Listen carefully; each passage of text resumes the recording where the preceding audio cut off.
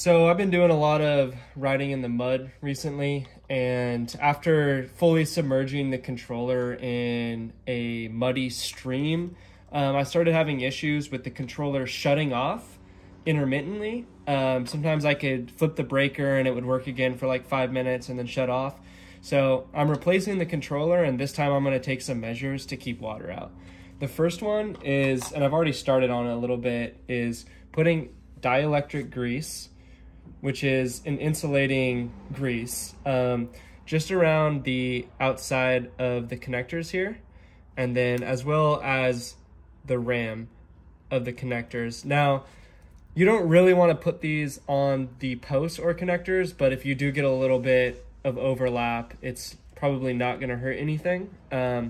So another thing I'm going to do is I kind of pulled back the insulation heat shrink here, and I'm just shoving some dielectric grease into where the wires go into the connector.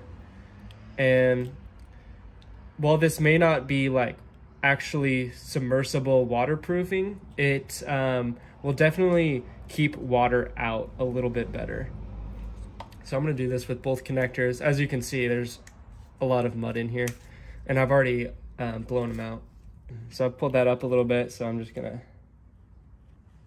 squeeze it into there and shove it in between the wires. This is kind of a messy job, but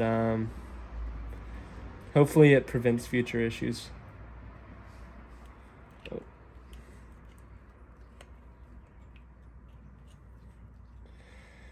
On the back side, at least, it's pretty much just as much as you can get in there. You're not really gonna hurt it by doing too much.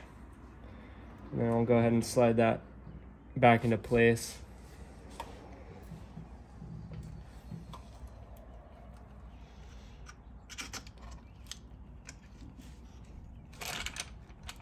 Make sure it clicks into place securely.